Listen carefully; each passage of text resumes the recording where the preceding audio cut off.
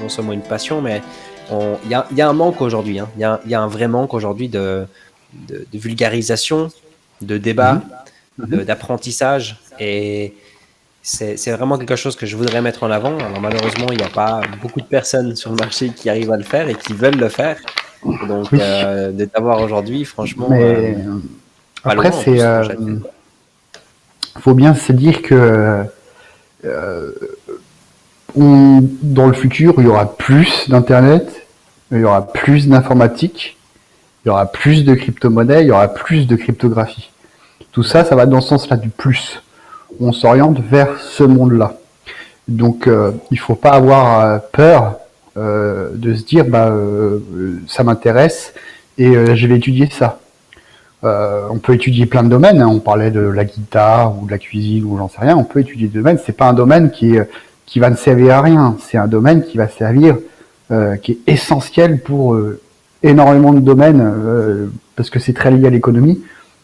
Donc, faut pas avoir peur de lancer là-dedans. Moi, j'explique aux gens, je dédie ma vie à ça. Il y en a qui dédient leur vie à l'art, à la musique, et pas de problème, c'est cool pour eux.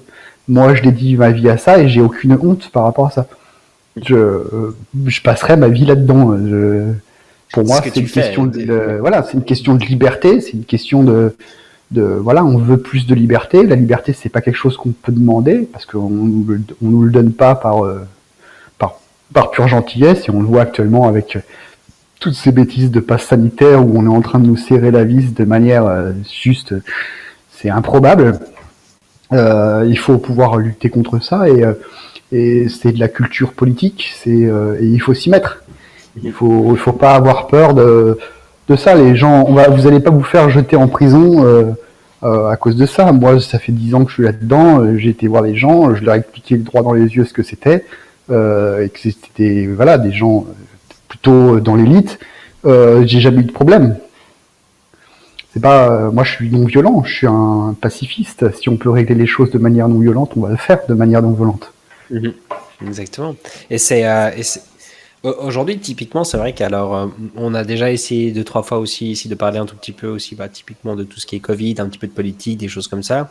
Ça Mm-hmm. peut, alors, on est souvent en désaccord, automatiquement. On a toujours une Mm-hmm. grande partie des gens qui sont, bah, Ah, typiquement le c'est Covid, fait pour. C'est c'est fait pour normal, hein. diviser. Hein. Exactement.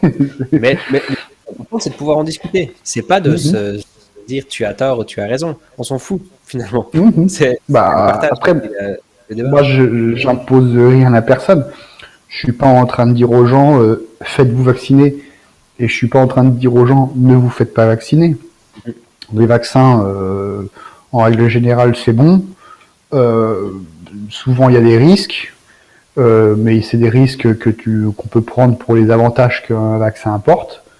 Mais le problème, c'est pas le vaccin. Le vaccin, les gens ils se vaccinent s'ils veulent. C'est pas ça, Mhm. pas, c'est pas un problème. C'est un non-sujet même. Le sujet, c'est que c'est devenu un politique et c'est devenu une histoire de données. Encore une fois, ils veulent nous prendre nos données et on le voit avec les applications, les QR codes, etc. Euh, j'ai pas, encore une fois, j'ai pas envie que quiconque sache que j'achète un magazine pornographique, donc je tends des espèces. Et je veux pas, quand je dîne avec ma maîtresse, je paye en cash. C'est la même histoire. Je veux pas que quiconque sache que je suis allé dans tel resto à tel moment. Et l'excuse de la santé publique pour imposer un système d'identification sur toute ta vie économique, le rapport entre le coût et le bénéfice, non. c'est moche, c'est très très moche. Donc autant où chacun est libre de faire ce qu'il veut par rapport à la santé, autant cette espèce d'accaparement de surveillance, de société de surveillance à la 1984, parce qu'on touche à ça, hein, ça va pas passer. Après, oui, les gens sont divisés et bon, bah ça fait partie des stratégies des gens de pouvoir, des régnants. On le dit depuis très longtemps, il faut diviser pour régner. Donc ça sert à rien de se battre là-dessus. Chacun fait ce qu'il veut. Euh, et voilà, mais par contre, c'est sur les technologies de surveillance, contre les technologies de surveillance qu'il faut lutter. Mais, mais on a des bons outils. Et Bitcoin, c'est un très très bon outil parce que euh, quand toutes les boîtes privées vont commencer à payer leurs employés en Bitcoin ou autre, hein, en shitcoin, n'importe quoi, là n'est pas le problème. Les fonctionnaires, eux, vont continuer à être payés en fiat. Et le fiat, ça inflate. Mhm. Et bon, bah, je suis pas sûr que dans 10 ans, les policiers continuent à soutenir les gouvernements comme ils le font actuellement. Gilets jaunes, etc., quoi. Ouais, ça, je suis tout à fait d'accord avec toi. Il y a, bon, tu parles aussi un petit peu du fiat. Je voulais te poser aussi après la question, parce que je suppose en tout cas que tu connais quand même un minimum sur le côté l'inflation en général, l'hyperinflation. Mhm. Ça te parle beaucoup? Tu connais bien? Bah, je connais le principe de l'inflation. J'ai étudié, comme je disais au début quand je me suis présenté, après la crise de 2008, je me suis beaucoup intéressé à ces sujets d'économie, de monnaie surtout. Et donc, je sais comment fonctionne la monnaie. Je sais ce que c'est un système de réserve fractionnaire. Je sais ce que c'est la monnaie centrale. Je sais ce que c'est les comptes à vue. Je sais ce que c'est les comptes à terme. Je sais ce que c'est, enfin, tous ces trucs-là. Et comment est créée la monnaie, qui la crée, par quel biais. Il faut savoir que 100% des monnaies fiat dans l'histoire de l'humanité ont foiré Mhm. à la fin. Il y a Et toujours un début et une fin. ils devraient tous foirer, logiquement. C'est pour Il, ça un, qu'on a le. Ouais. voilà, un système fiat, ça veut dire confiance. Fiat. Mhm. Le mot fiat, ça veut dire confiance. Et les systèmes de confiance, c'est bien joli, mais l'humain est corruptible. L'humain est corruptible, hein, faut l'admettre, on est tous corruptibles, on a tous un prix. Et donc, bah, ces systèmes de confiance, à terme, ne peuvent pas marcher. Parce que bah, le pouvoir change de main. Et voilà, et on s'en rend pas compte. Hein. Je veux dire, les Allemands, ils ont voté pour Adolf Hitler. Ils savaient pas ce qu'ils faisaient. Hein. Ils ont fait confiance. Ils ont fait fiat. Mhm. C'est ça. Et Ça parle. c'était après quoi? Et c'était après C'était quoi, tu après dis? Weimar. C'était après Weimar. C'était Ah. après l'hyperinflation. Mhm. Donc Bitcoin, c'est une technologie qui va nous sauver qui nous sauve de cette probabilité ignoble que les gens, par colère contre une inflation, votent pour Adolf Hitler. Mhm. Bitcoin nous sauve de ça. Ça va très loin et je suis assez d'accord avec toi. Historiquement, on peut pas le dire autrement, j'en sais rien. C'est, Cheers. Point Godwin. ouais, cheers sur ça, exact. Mais c'est vrai que j'ai jamais pensé en fait à ça. Mais je veux dire, entre l'inflation, entre le choix de soutenir en effet un gouvernement ou quoi que ce soit, tout est lié en effet, la majorité du temps est lié à la confiance qu'on lui apporte. Tout est là derrière. Euh, comme le dollar aussi, c'est vrai qu'on a mélangé malheureusement aussi le dollar un petit peu avec la religion quand même aussi. Le fait de mettre In God We Trust sur le dollar, je trouve ça quelque chose qui a été un petit peu aussi manipulé, de mon point de vue. Montrer voilà, qu'on on peut jouer avec des choses comme ça. Et, et ce qui est la grande différence, je trouve, entre l'inflation qu'on a aujourd'hui et l'inflation qu'on a typiquement sur le Bitcoin, je ne parle pas pour toutes les cryptos, mais en tout cas sur le Bitcoin, c'est que non seulement on a une inflation qui est calculable, mais réellement calculable, tandis Visible. que visible en plus, et tandis que l'inflation qu'on a aujourd'hui, si on prend par exemple le dollar, elle n'est pas calculable. Et la raison, c'est parce qu'on peut s'endetter à l'infini. Il n'y a pas de limite d'endettement. Ces endettements sont aujourd'hui à 0%.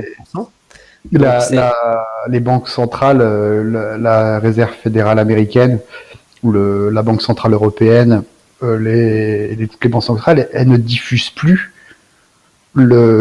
l'intégralité de leur masse monétaire.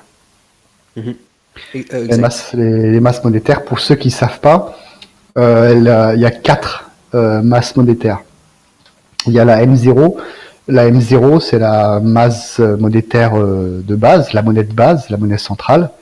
Et dedans, il y a les pièces et les billets, le cash, et les comptes qu'ont les banques commerciales auprès de leur banque centrale, la monnaie centrale. C'est ça, la M0. C'est la vraie monnaie, c'est celle de la banque centrale, c'est celle qui existe réellement, c'est celle qui n'est pas de la dette. La M1, c'est la M0, plus tous les crédits, les comptes à vue, etc. Quand vous faites un crédit à la banque pour payer une maison, vous donnez cet argent-là à l'ancien propriétaire, et donc l'ancien propriétaire se retrouve avec de l'argent de dette. C'est de la M1, c'est pas de la monnaie centrale, c'est de la monnaie que la banque a créée par un système de réserve fractionnaire à partir dans des conditions où on leur explique que ils ne peuvent créer ils doivent garder un certain pourcentage de réserve en monnaie centrale, en M0, par rapport à ce qu'ils émettent sur la M1. Donc en Europe, dans les pays un peu trash, Europe et États-Unis, c'est de l'ordre de 1%, je crois. En Suisse, c'est beaucoup plus haut. En Suisse, ils sont un peu plus réglo. Hein. Ils déconnent pas trop sur ces trucs-là. Ils ont une bonne gestion de leur monnaie. Ensuite, la M2, c'est tous les produits qui ont une maturité inférieure à 2 ans. Donc les bons de caisse, les petites dettes qui sont dont la maturité, le remboursement est inférieur à 2 ans. Donc ça aussi, hein, c'est de la dette. La M3, c'est les mêmes produits qui sont supérieurs à 2 ans. Plus certains produits des gouvernements, des bons, etc. Et enfin les bons du 2 ans trésor. jusqu'à combien? Supérieur à 2 ans. Ah, il n'y a pas de limite, c'est pas de 2 à 10. Non, c'est les bons du trésor, ça va jusqu'à, je sais pas, dans certains pays, jusqu'à 100 ans. Hein.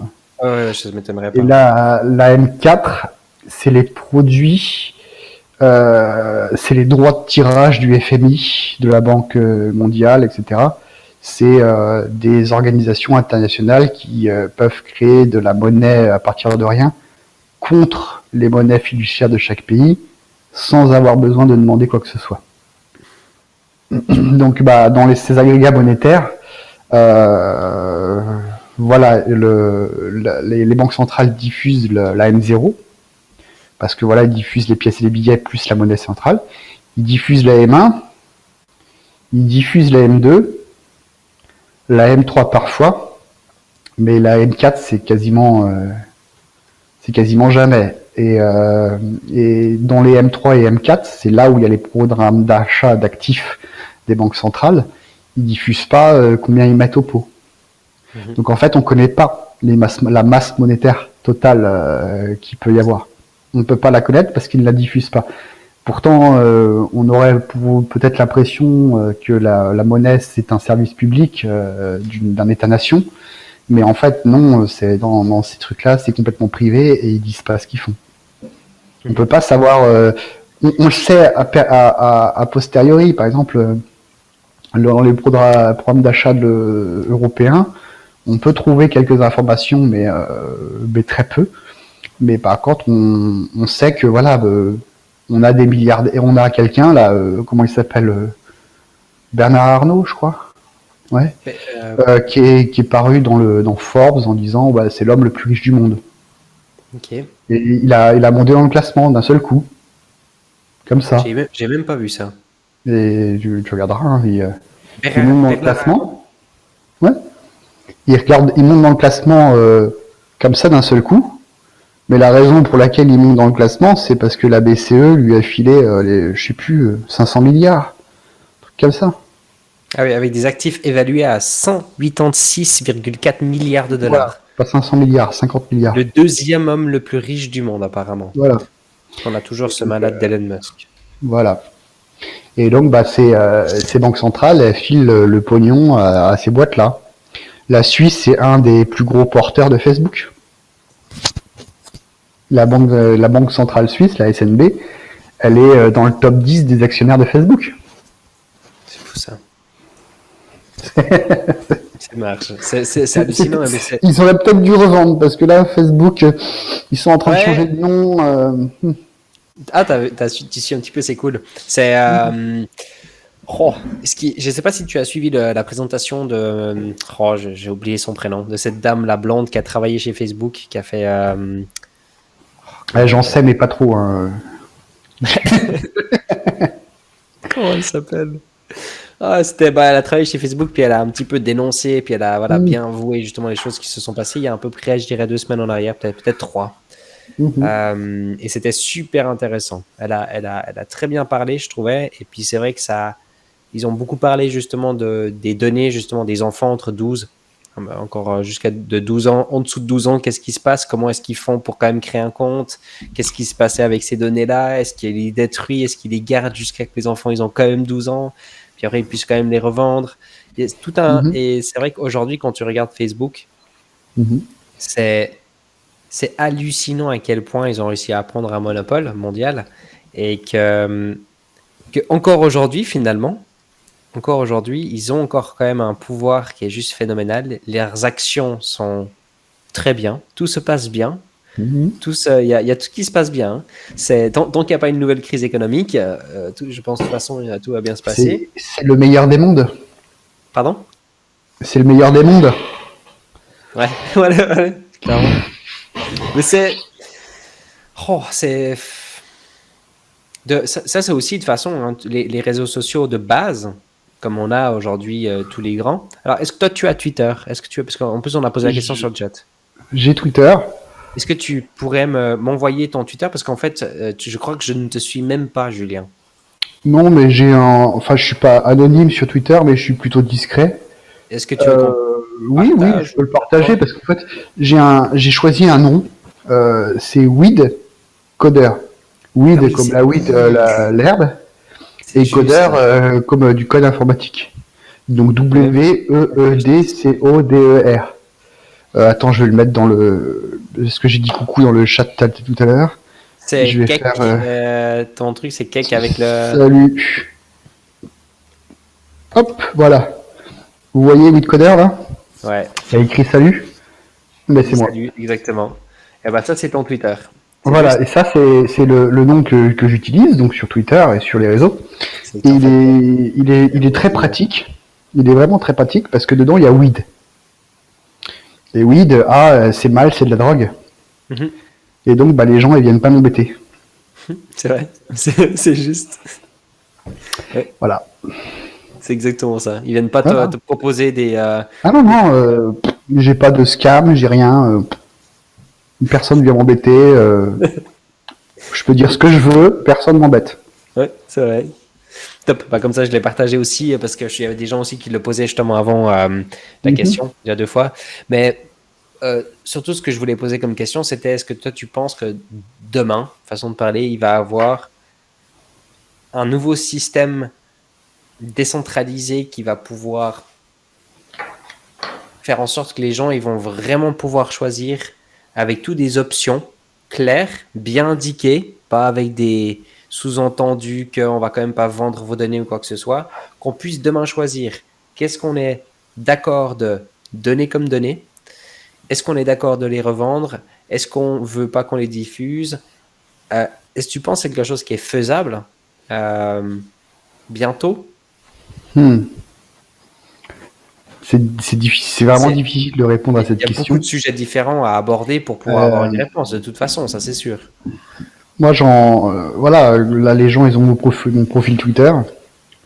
Ils vont voir que je m'appelle Kek 4BAD machin. C'est l'empreinte de ma clé PGP. Donc ceux qui connaissent PGP, quand ils vont sur mon profil Twitter, peuvent trouver mon nom. Mais ceux qui connaissent pas PGP ne trouvent pas mon nom.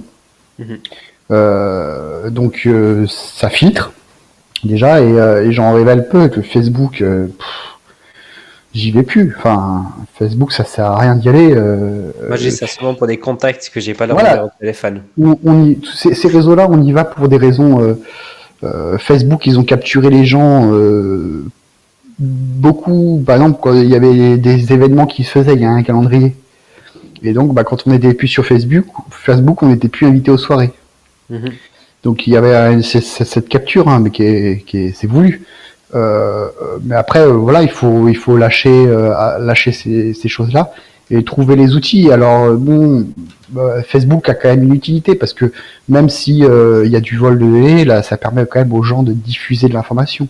Donc le trade-off entre les deux, c'est-à-dire ok, je me fais complètement assassiner au niveau de mes données, mais je suis au courant de toutes les théories conspirationnistes qui seront validées dans 2-3 ans.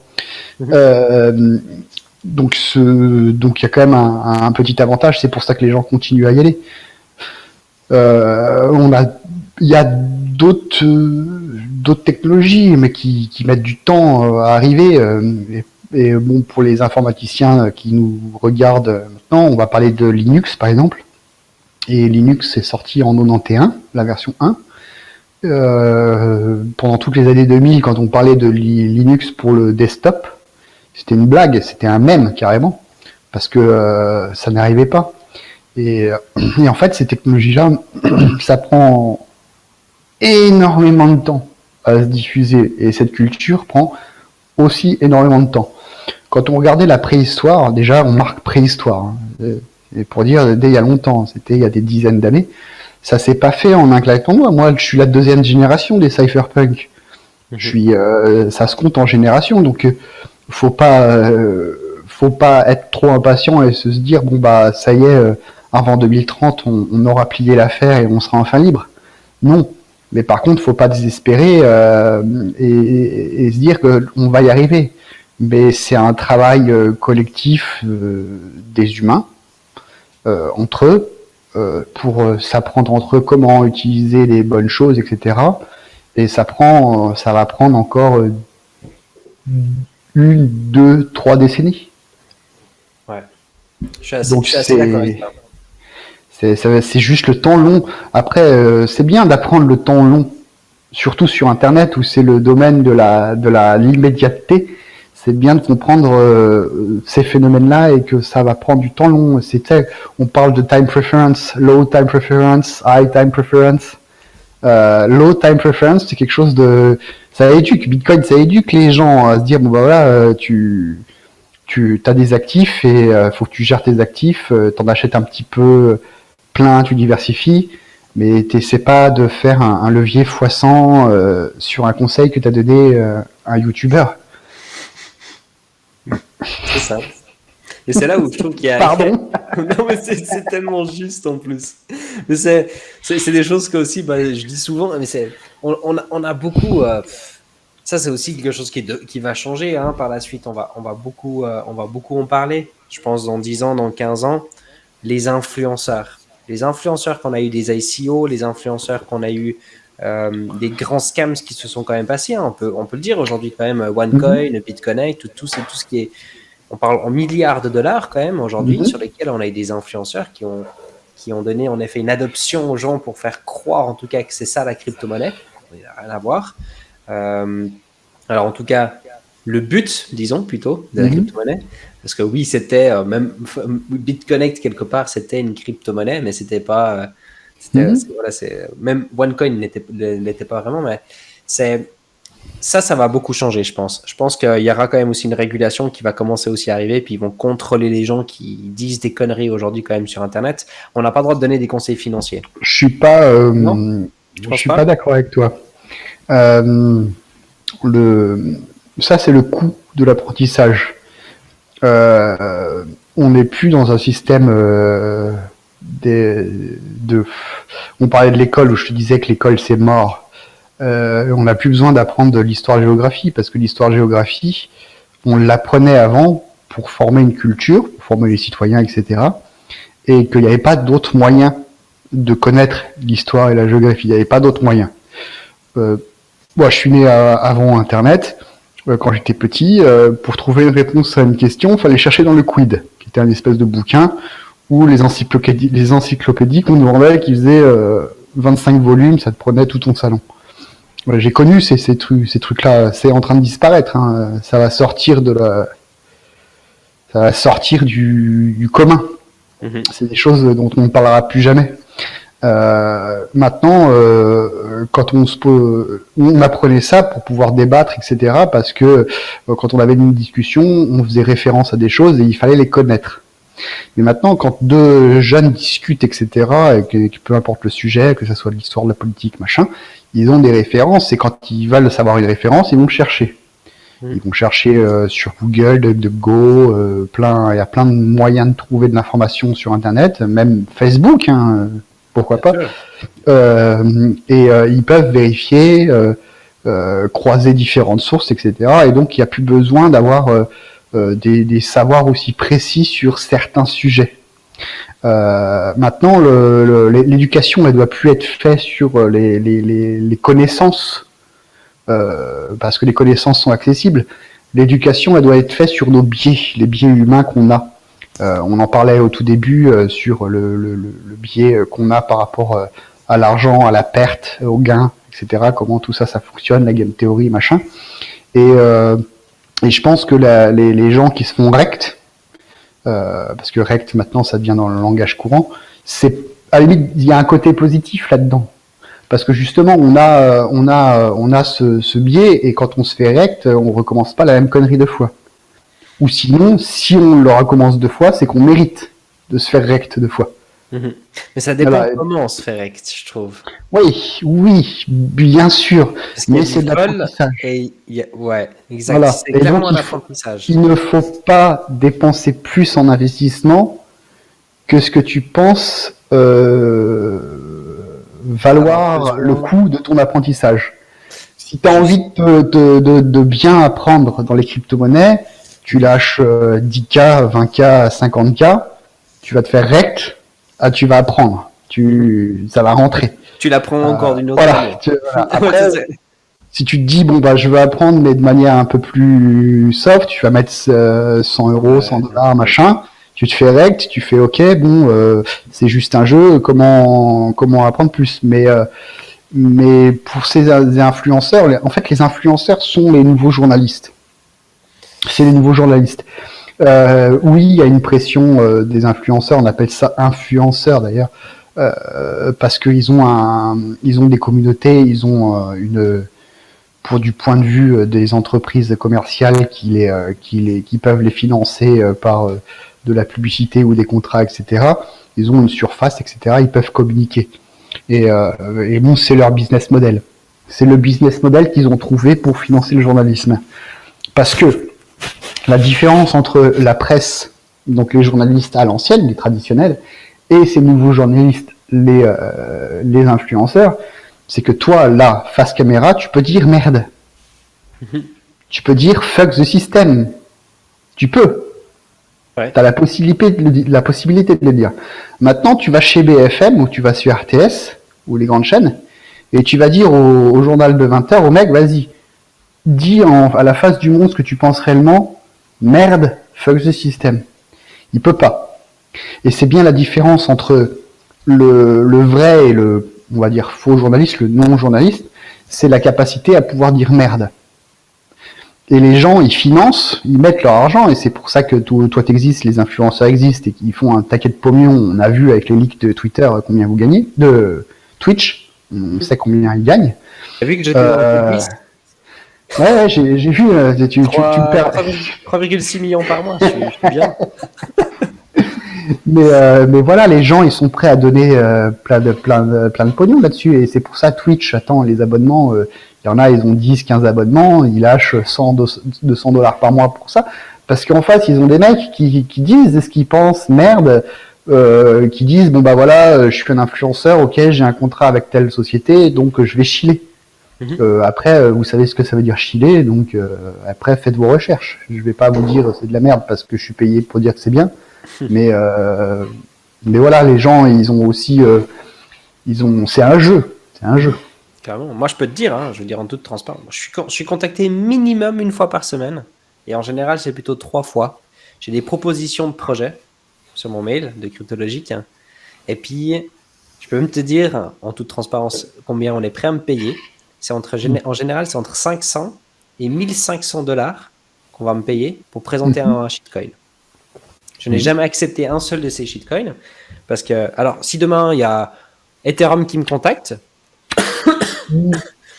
pas de problème, je présente déjà Ethereum, donc s'il vous plaît, donnez-moi de l'argent si vous voulez que je vous parle encore plus d'Ethereum. Mais c'est on, on, on paye aujourd'hui des influenceurs pour mettre en avant des vrais scams. Puis c'est quoi un scam? Un scam, c'est pas un mauvais projet. Un scam, c'est un projet qui a été créé, qui est dans le but d'arnaquer des gens. Que ce Bah, soit c'est, un rug pull, que ce soit un Nexus Scam, peu importe. Le but, c'est d'arnaquer des gens. Et, et c'est là où je pense, et puis qu'il va avoir en tout cas besoin, c'est qu'on a besoin vraiment de gérer ça d'une certaine manière. Aujourd'hui, moi, j'en vois plein. Je vois plein d'influenceurs qui parlent de tellement de scams. Et c'est tellement simple pour eux pour gagner de l'argent. C'est quelque chose de tellement hallucinant. ouais, mais c'est l'argent facile, mais L'argent facile. Et il le report sur YouTube, par exemple, aujourd'hui, il c'est le, la seule chose qu'on peut réellement faire en tant qu'individuel, tant qu'on fait pas on va pas porter plainte. mais Ça n'a pas une grande influence. il le paye en réputation. Ah oui, de toute façon. Il le Exactement. paye en réputation. Mais La réputation est une monnaie encore plus rare que Bitcoin. mhm.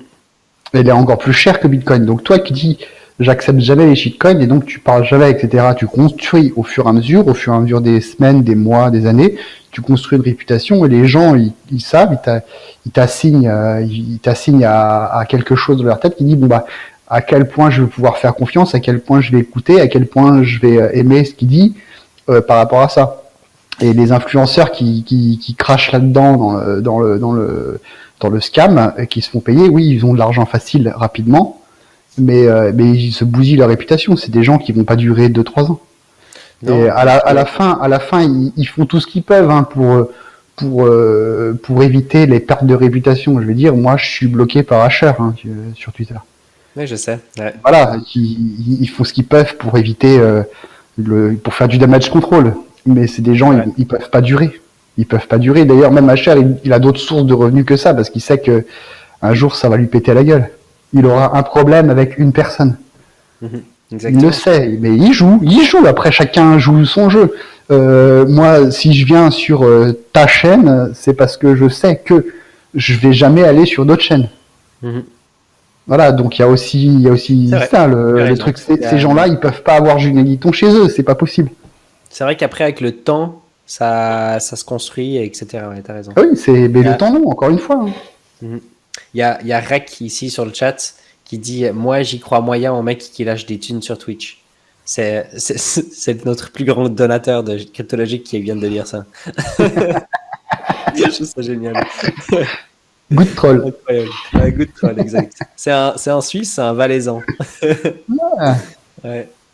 Un big up à cool. lui. Mais, Faut venir le jeudi à Neuchâtel. ouais, bah, il sait en Ouais. plus. D'ailleurs, il faut vraiment qu'on se rencontre. On s'était déjà dit. J'avais une fois invité aussi. Enfin, j'avais vraiment envie de voir. Alors, j'ai déjà vu certaines personnes de la communauté, des fois qui sont venues un tout petit peu aussi sur Chevroux.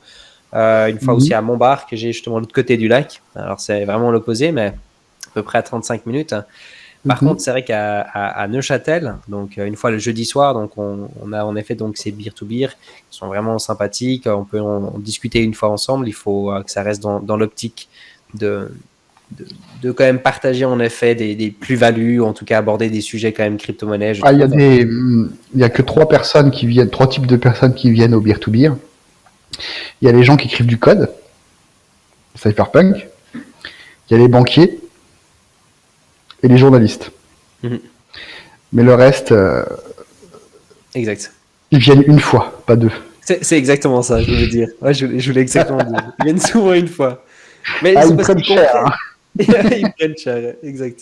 Ouais. Mais c'est super intéressant. Puis après, c'est justement pour éviter de prendre cher, ce que je peux faire, c'est qu'on peut boire une bière avant d'aller au beer to beer, si vous souhaitez, la communauté.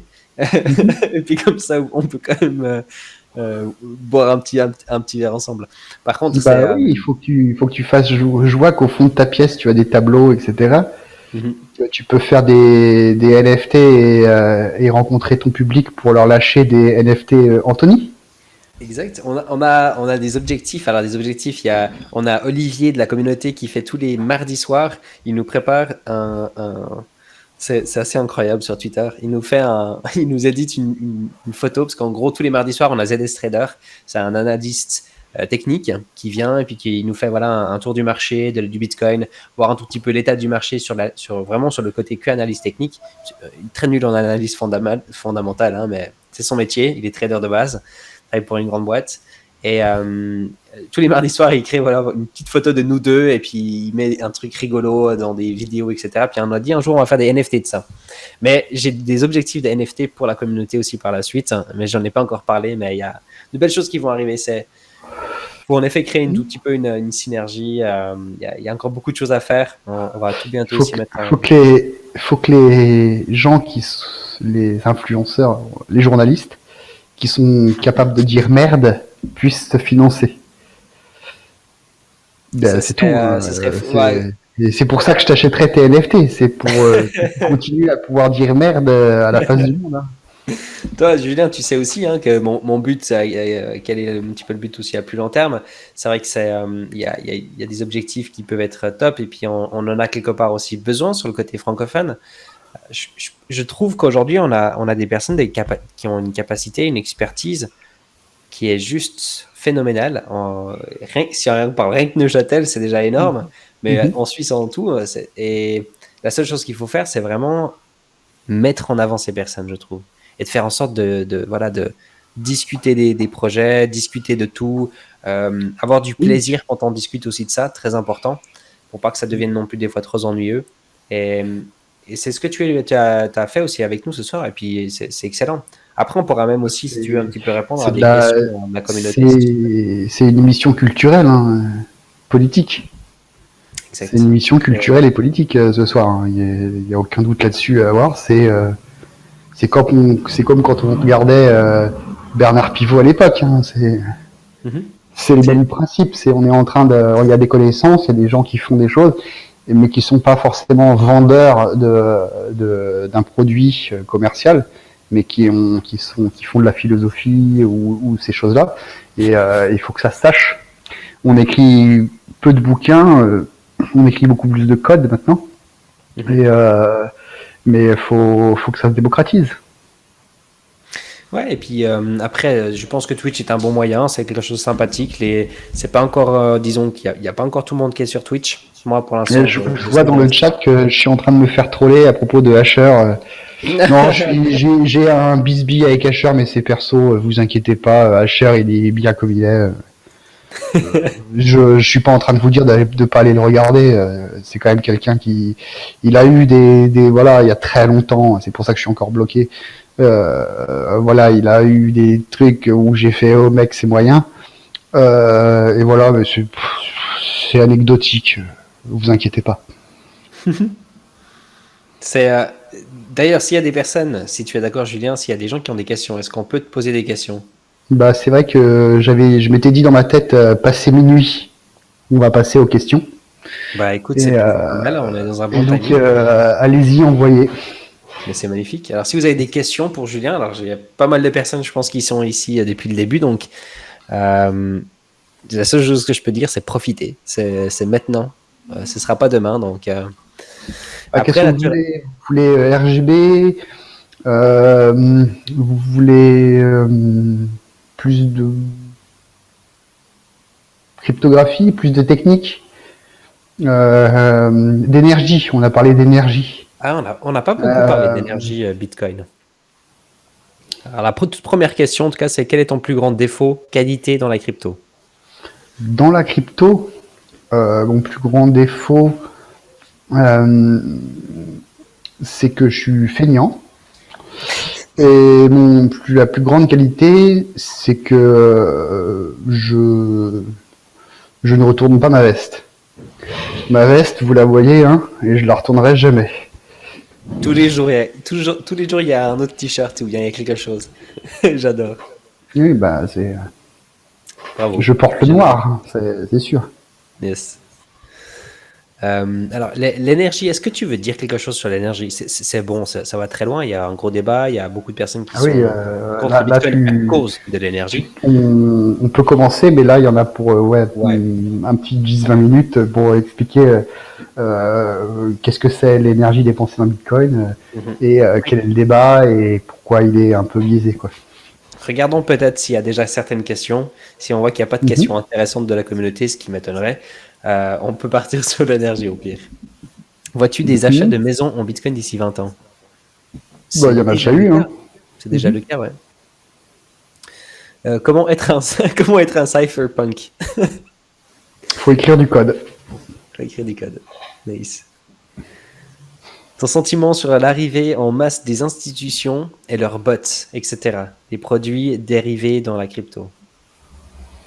C'est un choix tout à fait spéculatif. Est-ce que les institutions vont continuer à avoir une influence? Je pense qu'il y en a encore pour un peu de temps. Après, est-ce que c'est un pari de long terme à faire? Là, je suis moins sûr.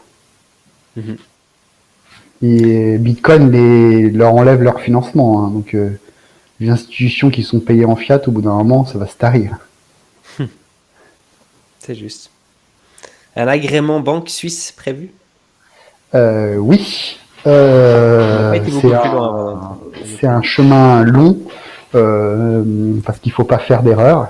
Il faut bien expliquer ce qu'on dit aux bonnes personnes, les régulateurs. Il faut, comme on fait ce soir, en fait, il faut quand même beaucoup expliquer les technologies, ce qu'on fait et les risques. Les risques sont pas du tout les mêmes dans la crypto que dans le monde financier traditionnel. Et il y a des choses qui sont pas sues. Par exemple, que la cryptographie en elle-même, c'est le système antifraude le plus efficace du monde, jamais créé par l'humain.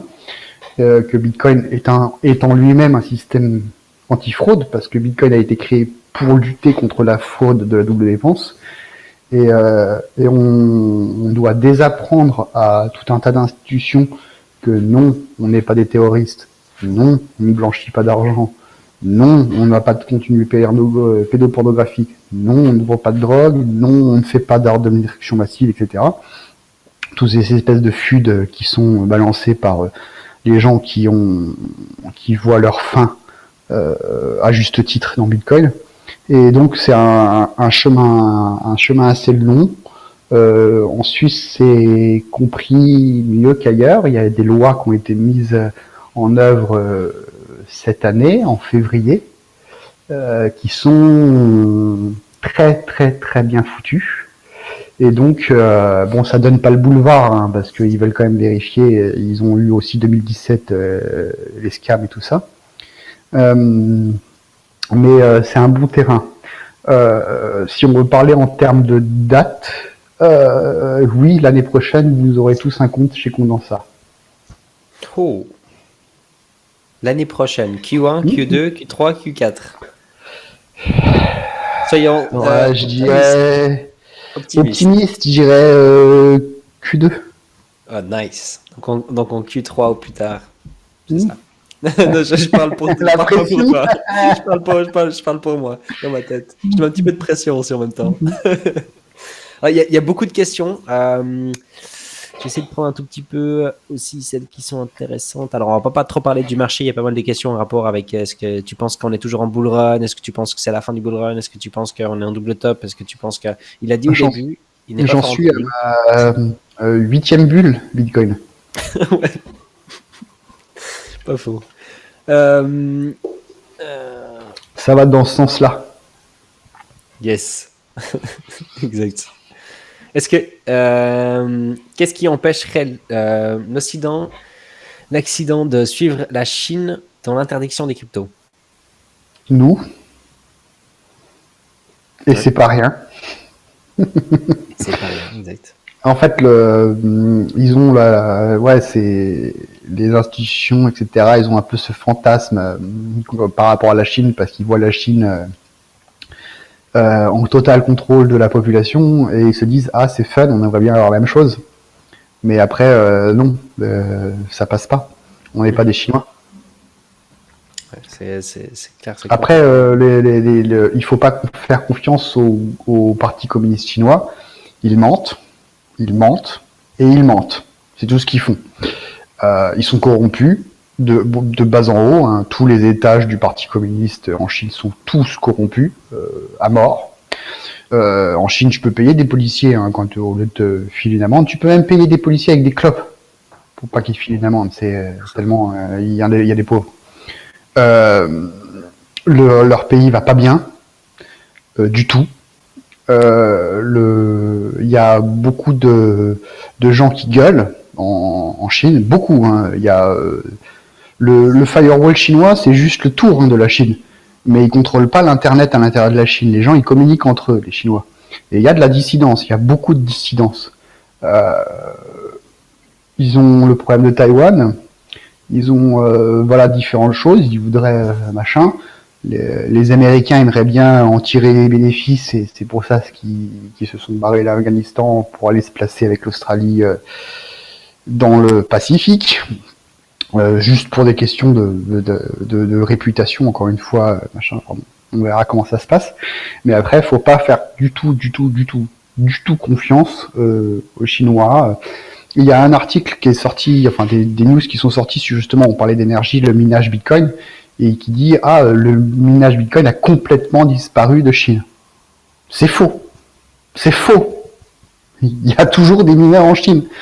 Et ils se tireraient une balle dans le pied à faire autrement. Et puis même, ils le feraient d'une manière secrète, etc., en faisant miner en Chine et la poule de minage, elle serait aux États-Unis. Donc c'est débile. Mais non, il y a des informations, faut les prendre avec des pincettes. Le gouvernement chinois qui était censé être communiste, quand on va en Chine, et j'y suis allé, hein, on leur pose la question et ils t'expliquent oui, non mais attendez, il y a une différence entre le communisme et le communisme chinois. C'est pas la même chose. Je leur souhaite bon courage aux Chinois parce qu'ils ont encore une longue route pour jusqu'à la liberté. Hein.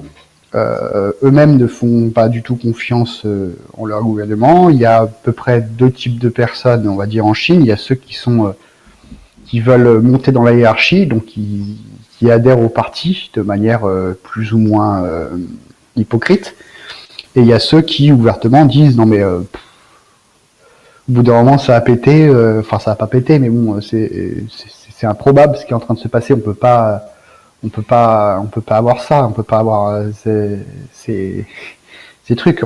En Chine, il y a le firewall du chinois, donc il n'empêche pas les communications. En fait, le firewall, c'est juste du protectionnisme économique, c'est-à-dire que les Chinois, ils n'ont pas le droit d'utiliser Google, Amazon, Facebook, etc. Et la raison, c'est pas pour des raisons de sécurité nationale ou etc. La raison, c'est les Chinois doivent acheter des produits chinois, donc ils doivent aller chez Baidu. WeChat, tous ces trucs-là. C'est des raisons économiques, parce que s'ils n'avaient pas fait ça, les Chinois, tous les Chinois utiliseraient les GAFAM. Au final, les GAFAM sont même pas attitrés aux Américains. Les GAFAM sont plutôt indépendants et sont même de nouvelles formes de gouvernement, entre autres. Mais c'était des raisons économiques. Après, en Chine, quand on a un peu de moyens, il y a plein de fournisseurs de VPN en Chine. Et donc, on peut acheter un VPN et aller sur Google, Amazon, Facebook. Il y a des Chinois sur Facebook. Comment ça se fait? C'est WeChat, normalement. Waouh, il y a des Chinois sur Facebook. Ils sont censés être bloqués. Comment ils font? Exact. Il y a pas mal de questions. Je vais faire un petit peu le journaliste qui fait juste poser les questions. Donc, du coup, tu as très brièvement abordé la question du logiciel libre. Comment te positionnes-tu sur la question? Hardware utilisé, OS, choix de différents protocoles et langage utilisé. Large question. Là, on a des langages utilisés. Alors, les langages, pour vite fait terminer la question, moi je développe dans différents langages. Il y en a avec lesquels je ne développe plus. Mais je connais le basique, c'était mon premier langage, le C, le C++, l'assembleur, le Python, le Perl, un peu de Haskell, le HTML évidemment. Mais est-ce que c'est vraiment ouais, c'est un langage. Le Rust, je m'y mets. Python aussi, je connais bien. Voilà, c'est le langage, quoi. Okay. Après, sur le logiciel libre, justement, ça va me permettre de faire on va encore parler de Roger Norman. Yes. T'arrives toujours à... non, mais lui, on va l'assassiner. Il y a on va parler du cas suisse. La Suisse a des gros problèmes au niveau de sa cyberdéfense. Ils sont pas prêts. En Suisse, les boîtes, le gouvernement un peu mieux, mais au niveau de la cyberdéfense, c'est pas ça. Et on le voit aussi en France, en Europe, etc., ou ailleurs dans le monde. Il y a ces questions, on a tous entendu parler des clouds souverains. Les Les clouds clouds? souverains. Ah, c'est Cloud cloud souverain. souverain. Ouais, le cloud souverain, il faudrait que ça soit souverain. Et en fait, c'est la réponse, elle est évidente et simple. C'est euh, on dit souvent not your keys, not your coins, d'accord? Not your code, not your sovereignty. Donc, si tu utilises un code source fermé, tu n'es pas souverain. Donc, les gouvernements, les États-nations, s'ils veulent continuer à avoir une souveraineté, il va falloir qu'ils abandonnent tous les logiciels qui ont un code source fermé. Voilà ce que je voulais dire sur l'open source. Ça va prendre encore un petit peu de temps aussi. Magnifique. Merci bien pour la réponse.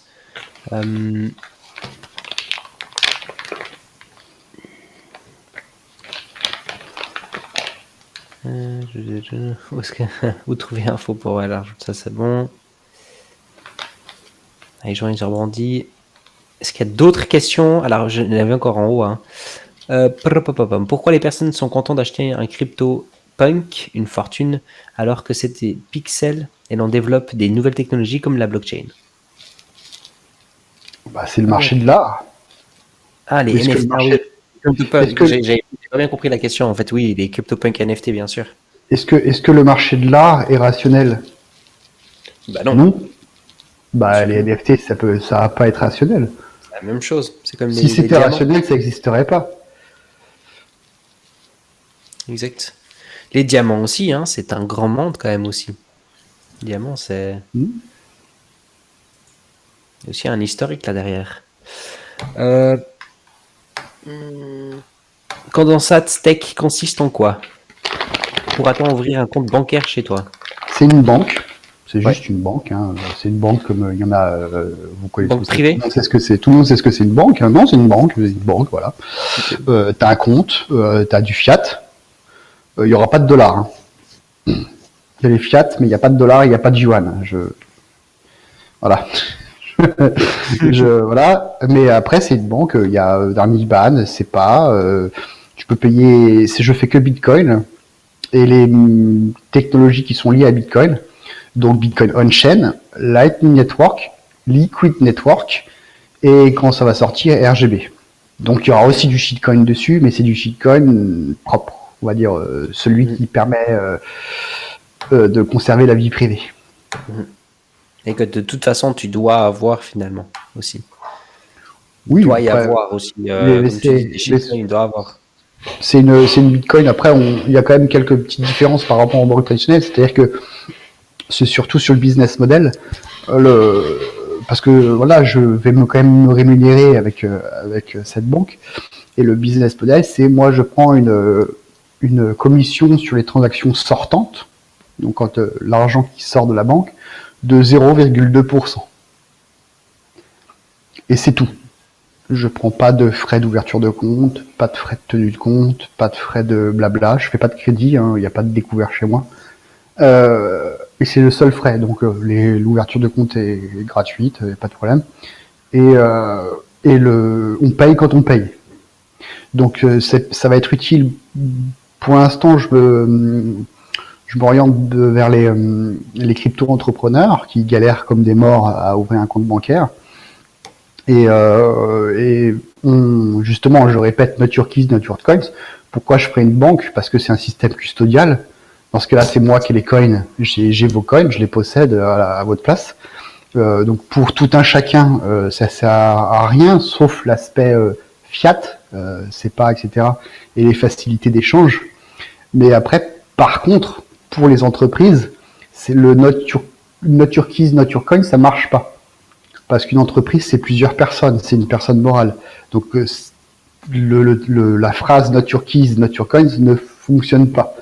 Et voilà, les entrepreneurs ont besoin d'outils pour faire leur comptabilité, leur déclaration, etc. Ils ont besoin d'avoir un compte bancaire qui soit en fiat ou en bitcoin.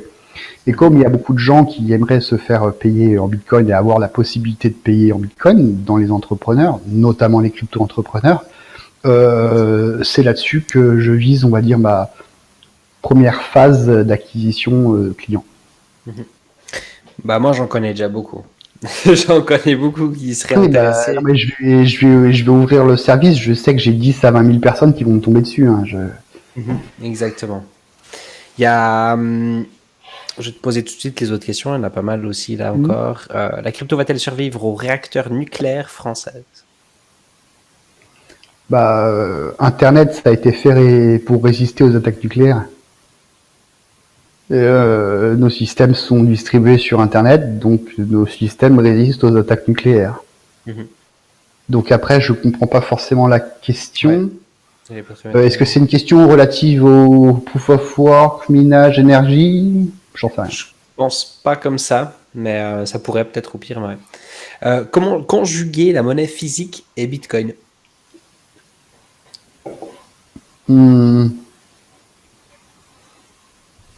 Bitcoin, c'est la monnaie du cyberespace. Le cyberespace prend beaucoup de place dans notre vie. La monnaie physique, les banques, je pense, continueront à en émettre. Parce que y a des gens qui n'ont pas envie de faire de crypto, il leur faut des pièces. Je pense que les pièces ont plus d'avenir que les billets. Les pièces ont plus d'avenir que les billets? Les pièces, c'est du métal. Si tu prends des pièces d'il y a 500 ans, aujourd'hui tu ferais fortune. Tu prends des billets d'il y a 500 ans, ça vaut rien. Si elles existent encore, ces billets-là. Les billets, c'était juste du papier avec une valeur nominale. La valeur nominale ne vaut plus rien, mais la pièce, elle avait un métal rare dedans. Et ce métal vaut de l'argent maintenant. Donc, la traditionnelle monnaie physique, c'est le bimétallisme, enfin le trimétallisme, or argent, cuivre. C'est vrai. Un peu en fait, c'est peut-être adapté à, disons, Ouais, non, en fait, non.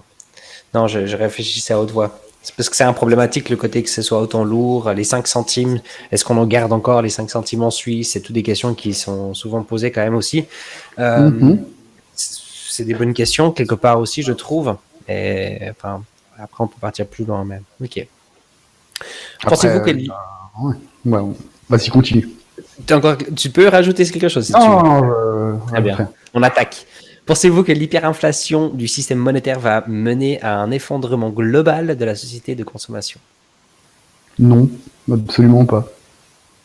Très bien. Ça sera juste un épiphénomène dans l'histoire de l'humanité. Si Bitcoin a du succès, c'est la nature a peur du vide, a horreur du vide. Donc, c'est inconscient. On est quand même collectivement, on arrive à être intelligent. Et ces systèmes-là, l'hyperinflation, on va la sentir sans vraiment la sentir. On a eu des cas d'hyperinflation qui étaient localisés, mais là, l'hyperinflation, elle est globale. C'est-à-dire qu'elle est la même pour toutes les monnaies. Pour toutes les monnaies, hein, même en Suisse où il ne devrait pas y avoir d'hyperinflation, il ne devrait pas y avoir tout ça, ils la feront. Parce que si la Suisse n'avait pas sa politique monétaire qui suiveuse des autres banques centrales dans les taux d'intérêt négatifs et tout ce bullshit machin, le franc il serait à 10 $. Et pour des questions d'économie et de rapport économique avec les partenaires, ils peuvent pas se permettre. Donc ils sont obligés d'acheter des actions Facebook et du dollar. Ok. Il y avait Rack, donc c'était la question en rapport avec le... Pas que je dise une bêtise, c'était la question en rapport avec le logiciel libre aussi, justement. Et puis, quel hardware utiliser OS? Et donc là, il a juste dit merci pour la réponse. Je reste quand même curieux de connaître l'OS utilisé par le monsieur, donc toi. C'est une guerre de chapelle, je dois bien l'admettre, mais je suis un Debian fanboy depuis des années et j'adore juger. En face de moi, j'ai une Ubuntu parce que je suis feignant. Voilà, et sur mes serveurs, c'est du Debian. Ouais. Ok. Voilà, et au niveau du hardware, tous les processeurs depuis les Celeron 2e génération ont un backdoor. Donc si vous voulez avoir des ordinateurs qui n'ont pas de backdoor, pour avoir l'absolue certitude que vous ne pouvez pas être surveillé, il faut prendre Celeron 1re génération ou avant. Après, c'est des ordinateurs qui sont lents, c'est clair. Autre solution, utiliser les Raspberry, les petits machins, parce que ces petites machines n'ont pas encore, parce qu'ils les mettront un jour, hein, ils n'ont pas encore les backdoors. Ok, intéressant, merci. Que penses-tu de Monero? Qui protège mieux l'anonymat? Peut-être que Bitcoin.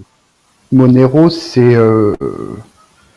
Monero est à Bitcoin ce que les pièces et les billets sont aux monnaies centrales. Monero l'est, comme la monnaie pour les banques centrales, tu dis? C'est du cash. Ok. On fait confiance, on fait pas confiance, mais au final, c'est vrai que c'est anonyme, mais sa valeur tient du fait que ça soit anonyme et échangeable contre Bitcoin. D'ailleurs, il y a plein de projets de swap Monero Bitcoin. Monero sans Bitcoin, ça n'existe pas. C'est une dérivée de Bitcoin. C'est un truc où, dans Bitcoin, la comptabilité, Bitcoin, c'est une monnaie complète. C'est-à-dire, c'est une réserve de valeur, un moyen d'échange et une unité de compte. Et dans l'unité de compte, Bitcoin est une unité de compte parce qu'il y a une comptabilité. Le registre, la time chain, c'est la comptabilité de Bitcoin. On ne peut pas avoir de monnaie sans comptabilité. Donc, Monero n'est pas complètement une monnaie parce que la comptabilité, on ne peut pas la faire. On ne peut pas vérifier la comptabilité de Monero. C'est pas possible. C'est fait pour ça, d'ailleurs. C'est pas un bug, c'est une feature. Mais, donc, c'est pratique pour s'acheter sa drogue sur le darknet quand on est consommateur. Faites ce que vous voulez, hein, je ne juge personne. C'est mieux d'acheter un avec Monero, c'est sûr. Clairement. Il y a ici une question. Penses-tu que le Bitcoin sera un moyen complémentaire? Alors peut-être c'est un petit peu répétitif certaines questions. Est-ce que c'est un moyen complémentaire à la monnaie fiat, mais ne la dépassera jamais? C'est pas la question est intéressante, mais en fait c'est deux systèmes qui sont complémentaires, oui.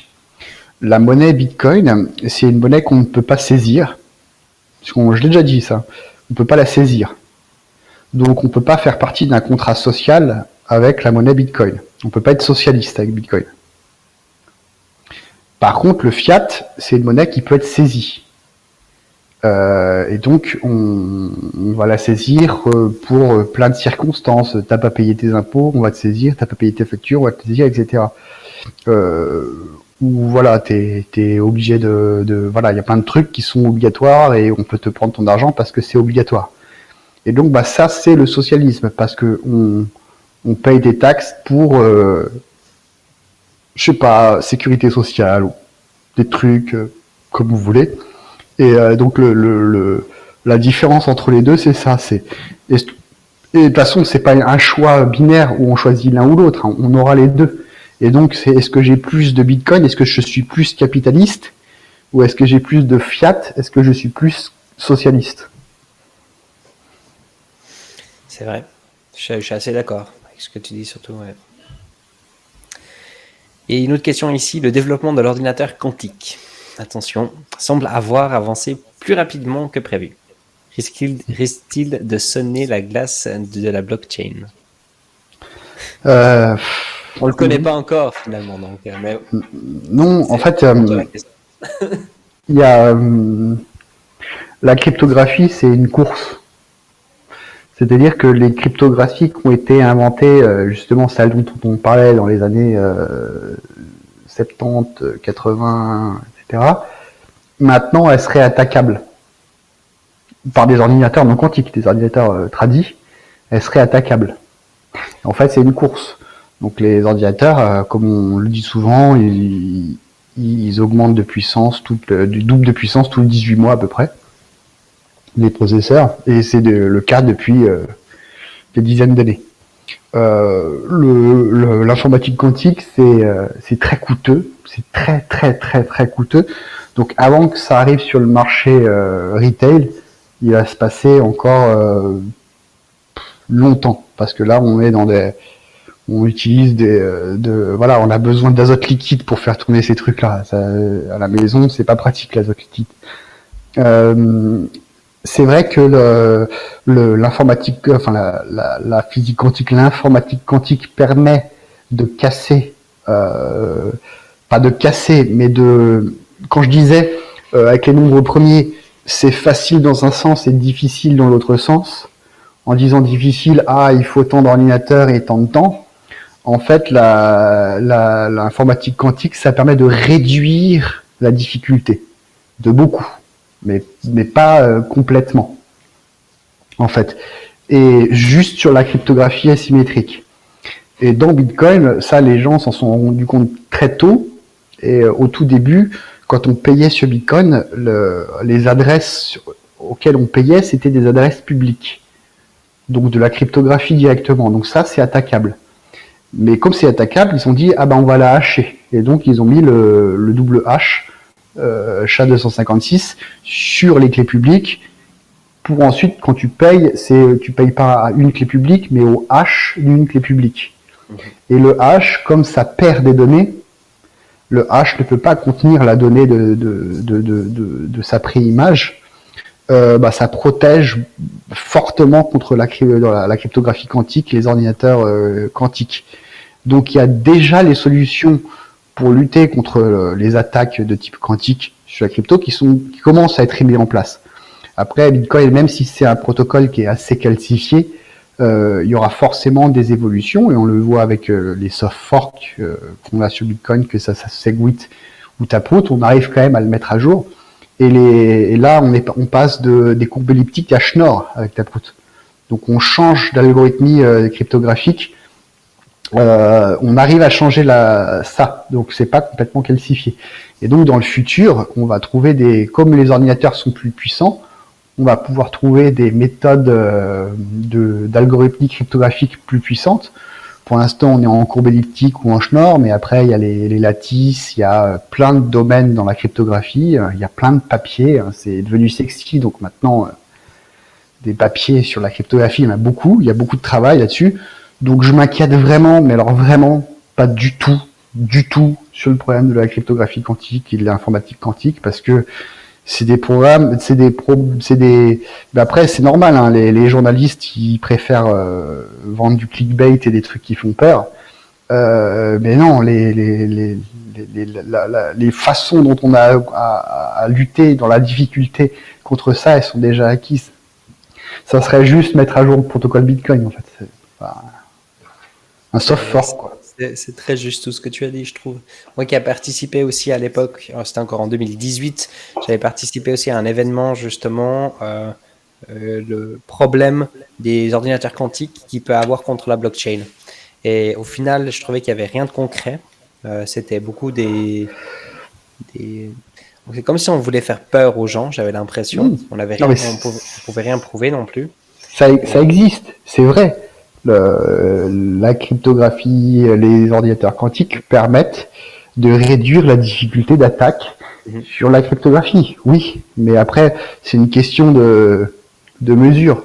Faut pas se dire, on a inventé la cryptographie quantique, tous les algorithmes sont cassés, il n'y a plus rien à faire. Non, c'est une course. Et la course, elle continue. Exact. Je vais rebondir après sur encore une autre question qui a été posée par Charlie, mais je crois qu'on l'a dit 2 fois du coup ce soir, puis en effet c'est le cas. On ne peut pas saisir des bitcoins. C'est nos clés privées, c'est nos bitcoins. On a saisi des bitcoins en France, on les a vendus aux enchères. Oui. C'était quoi comme bitcoin? Peut-être que tu peux nous parler un petit peu de ça, je pense que tu as suivi aussi. C'est des affaires de vol où on leur a donné le choix, c'est tu nous envoies les bitcoins ou tu vas en prison. Et donc ils ont tous envoyé leurs propres bitcoins. Ils ont lâché les bitcoins, oui. C'est des bitcoins sales, comme on les appelle, quelque part.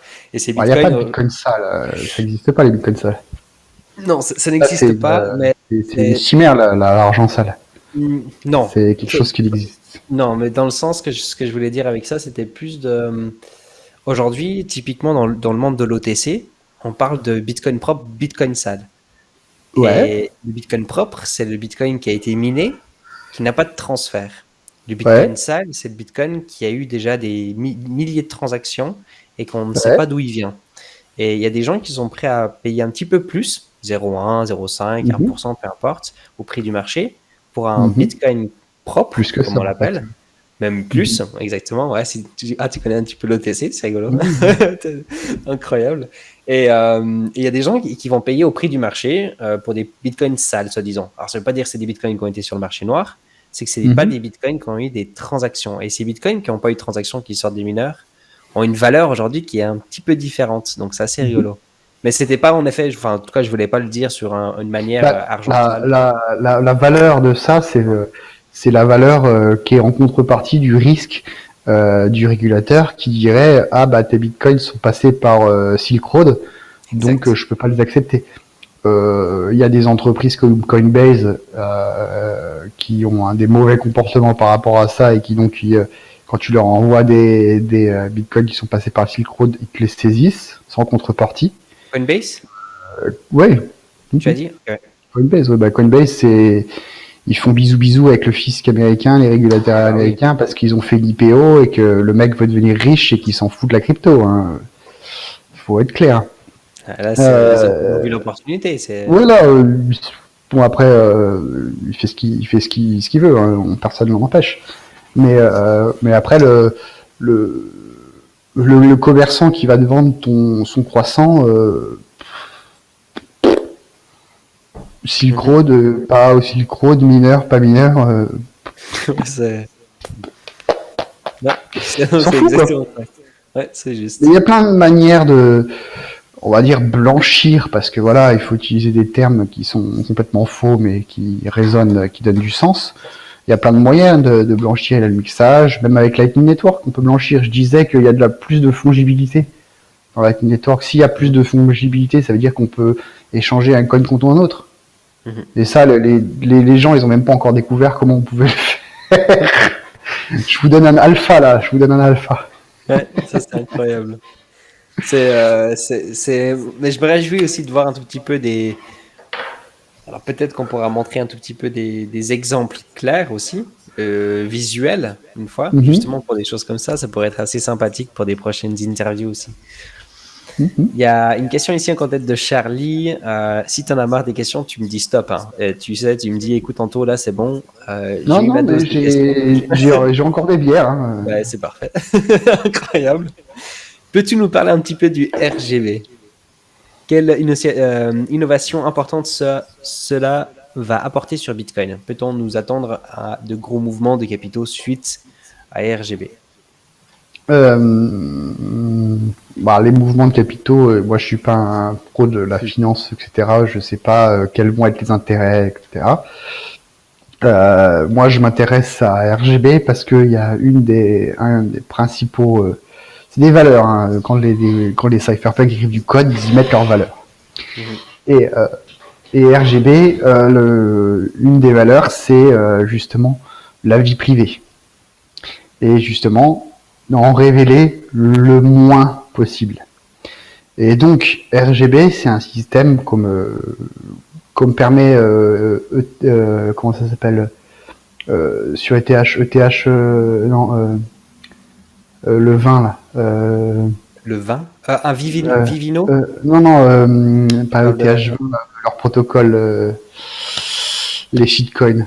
des Euh, shitcoins. Attends, c'est ERC20. ERC20. l'ERC20. Oh waouh, Voilà, j'étais pardon. complètement à côté de la plaque. Bah non, moi Pardon, j'aurais dû ERC20. t'aider là. Ça permet de faire la même chose que le ERC20, d'accord? C'est-à-dire émettre une unité de compte différente sur le réseau Bitcoin. Mais la différence avec le RC20, c'est que sur la chaîne, il y a le minimum d'informations. Et quand je dis le minimum, c'est vraiment un minimum tellement minimum qu'il ne se voit pas.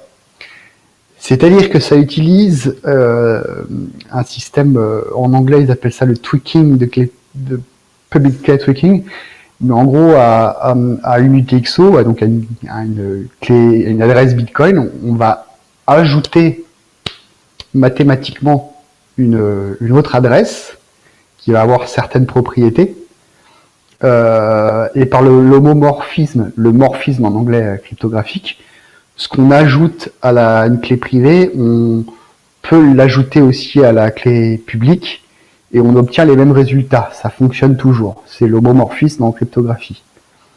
Et en fait, dans les clés Bitcoin, voilà, dans les adresses Bitcoin, on va insérer des données qui ont des propriétés dans une clé Bitcoin et c'est complètement indétectable. Mais complètement, hein, ça sera les mêmes adresses, que personne ne peut savoir ce que vous faites. Et en fait, dans les données qu'on attache à cette clé, c'est un peu comme de l'ancrage de données. On connaît l'ancrage de données, Open Timestamp, etc. On ancre des données dans la time chain. En fait, on ancre des données, mais au lieu de le faire dans un OP-return, dans les fonctions traditionnelles qui sont grand public et tout le monde voit, là on le fait dans les clés publiques et donc c'est complètement invisible. Et ensuite, quand les gens veulent émettre justement cet équivalent de RC20 qui s'appelle RGB20, pour simplifier, hein, RC20, RGB20, on va les émettre nous-mêmes, d'accord, sur des contrats, un smart contract qu'on va choisir. Est-ce que c'est du token fongible? Est-ce que c'est du token non fongible? Est-ce que ce sont des droits? Est-ce que ce sont des unités de compte, etc. Il y a plein de systèmes, c'est beaucoup plus ouvert que juste la monnaie, hein. C'est un système de gestion de droits, RGB. Donc, la monnaie en fait partie, mais c'est ouvert à d'autres choses aussi. Et donc je vais les mettre, moi, avec ce petit schéma RGB20, et je vais dire, bon bah je fais ce token, il porte ce nom-là, il y a tant d'unités, etc. Je mets ça dans mon contrat, et mon contrat, je les mets sur une clé. Mais la clé, personne sait que j'ai fait ça, personne. Quand je veux en envoyer à quelqu'un, je vais lui dire, bah donne-moi une clé Bitcoin, une adresse Bitcoin, compatible avec RGB. Et c'est pas compliqué, il suffit juste justement d'additionner ces choses-là. Je te donne l'information par rapport à moi ce que j'ai, et tu pourras la vérifier sur ma clé publique qui est enregistrée sur la time chain. Et ensuite tu te débrouilles. C'est-à-dire que tu n'as plus rien à voir à faire avec moi, tu n'as plus besoin de me demander quoi que ce soit avec moi. Je t'ai transféré, je t'ai fait un état, je t'ai transféré le truc, je t'ai fait une nouvelle transaction qui concerne ta clé publique. Le lien entre les deux, pour les gens qui connaissent les données qu'on a, ils peuvent faire le lien entre les deux, mais personne d'autre. Et la personne peut envoyer des tokens à d'autres personnes, et en fait, le rapport entre ces différentes clés publiques qui sont de type RGB, sur lesquelles on met les informations dedans sur des états, un peu comme dans Ethereum, où on se transfère des choses, des droits, des unités de compte, bah c'est vérifiable sur la time chain Bitcoin. Et donc il y a cette valeur de vie privée, c'est-à-dire qu'on en révèle le moins possible. Donc le truc c'est complètement invisible sur le système Bitcoin. Et la deuxième valeur c'est la souveraineté individuelle. Et ça c'est, on en parle, on a un peu évoqué la souveraineté, etc. La souveraineté not your code, not your sovereignty, etc. La souveraineté individuelle, ça veut dire que chaque personne doit se démerder elle-même avec ses données. Donc moi j'ai des données, je les conserve, je les backup, etc. Et je peux faire fonctionner sur RGB. J'ai juste besoin de mes données, j'ai pas besoin d'avoir autre chose que la time chain Bitcoin. J'ai pas besoin d'accéder à un service, c'est juste des données que j'ai qui permettent de le vérifier. Et les données que je transmets aux autres, c'est le minimum qui leur permet de vérifier. Et chacun doit conserver ses données. Si on ne conserve pas ces données, on est niqué. C'est sûr. On perd la possibilité, on peut pas récupérer les choses. Donc il y a une responsabilité. Mais après, on est entièrement souverain sur ces choses-là.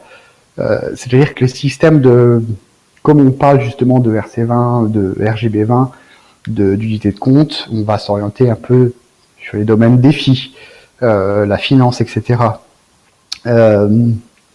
Quand on va faire la finance décentralisée avec RGB sur Bitcoin, ça sera au travers de Lightning Network, bien sûr, pour des raisons de scalabilité.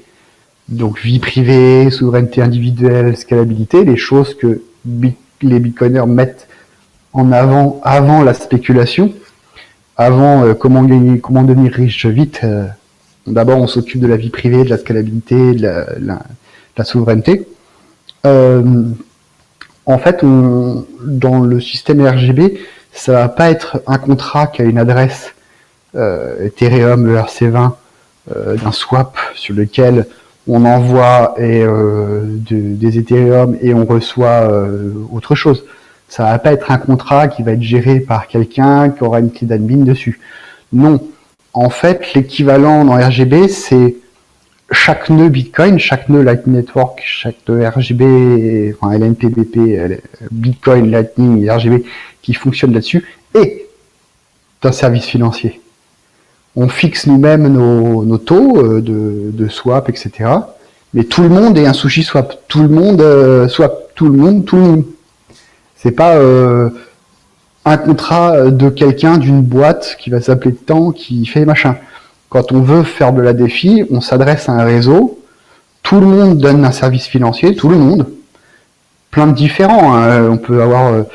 On peut choisir chez Shitcoin, on en swap que certains et pas d'autres, etc.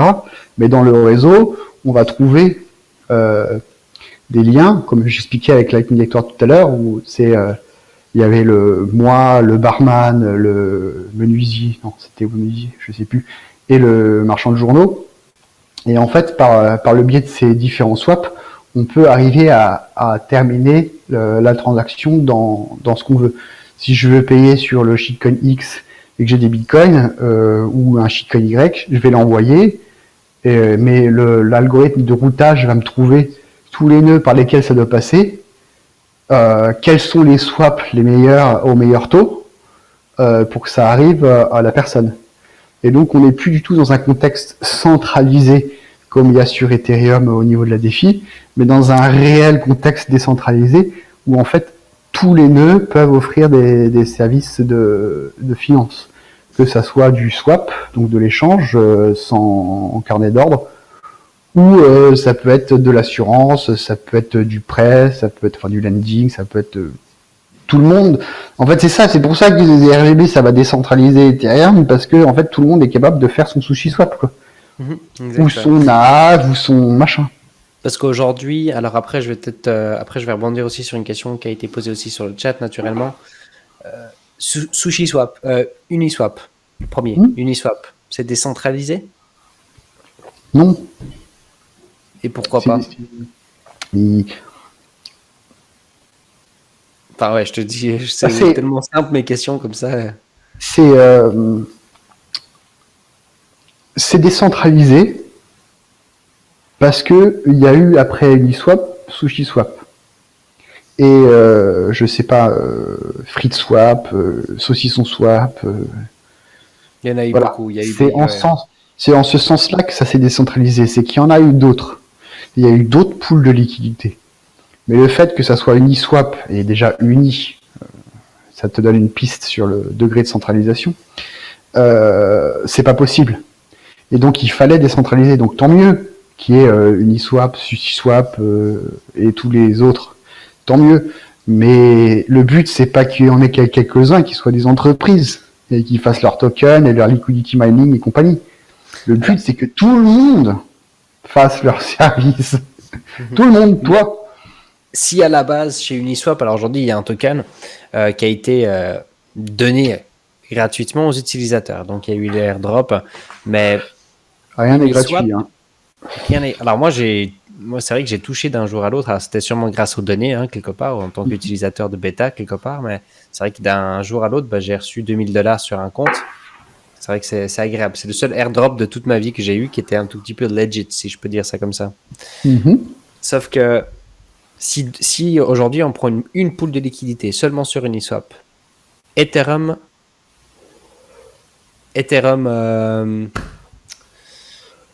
contre le Cardano, il y a 100 000 personnes différentes qui vont mettre de la liquidité d'Ethereum contre le Cardano. c'est un système décentralisé. Parce qu'il y a 100 000 personnes différentes, il ne peut pas avoir demain Enfin, une personne qui peut partir. une pool de liquidité, tu déposes ton argent dedans. Mhm. C'est du custody. Les pools de liquidité sont un système custodial. Ouais. Donc tu le C'est déposes auprès de quelqu'un.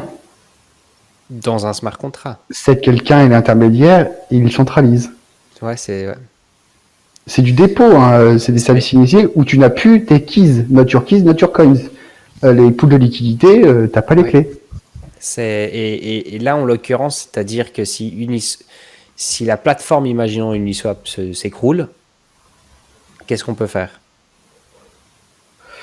Bah, je sais pas, utiliser RGB. Non, après c'est des questions de confiance, c'est encore la même chose, hein. C'est confiance, trust, fiat, c'est toujours la même chose. On fait confiance à des choses, il y a des rug pools, mais il y a un tel engouement pour ces technologies-là, il y a un tel marketing qui est fait, il y a tellement de success stories que les gens ils continuent, et ils mettent.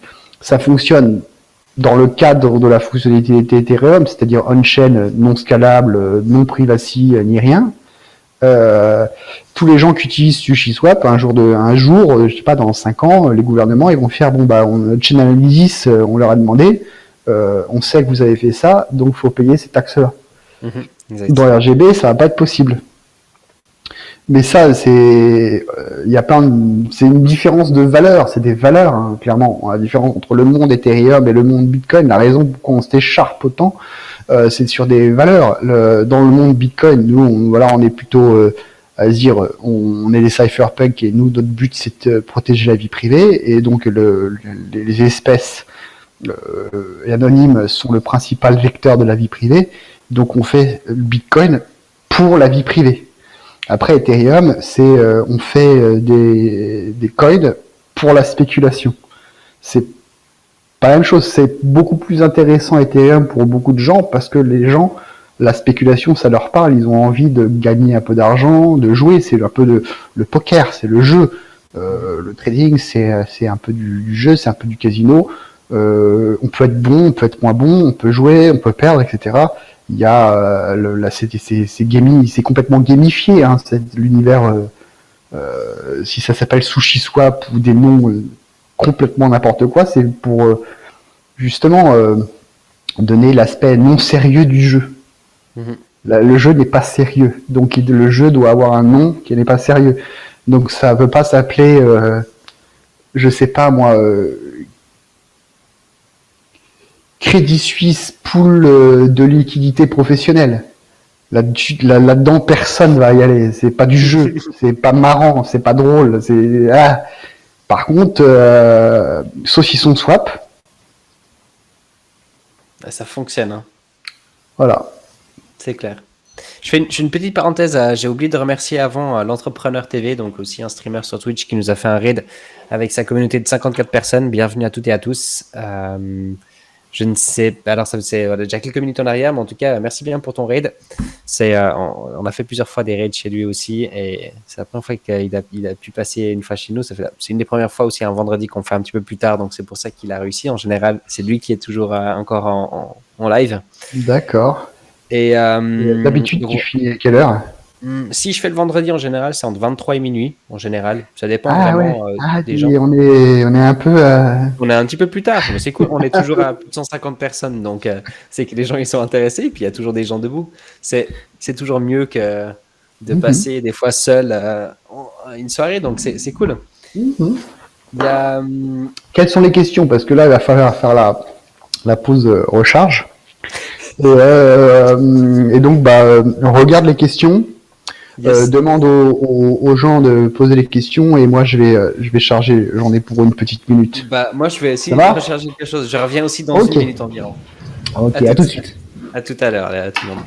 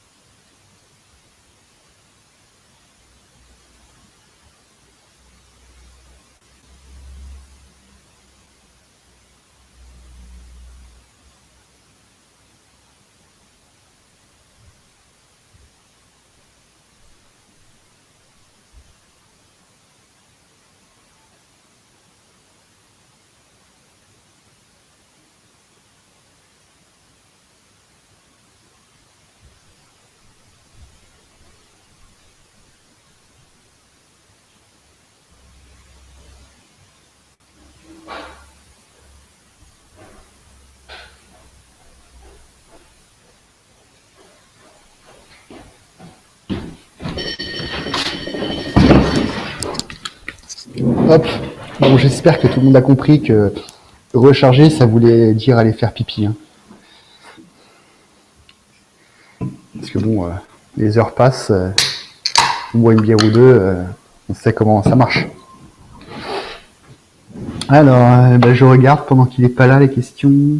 Toutes les transactions qui vont être faites sur HLV, elles vont prendre énormément de temps pour être inscrites sur la blockchain. Elles sont pas inscrites sur la blockchain. Il y a vraiment un découplage entre les deux.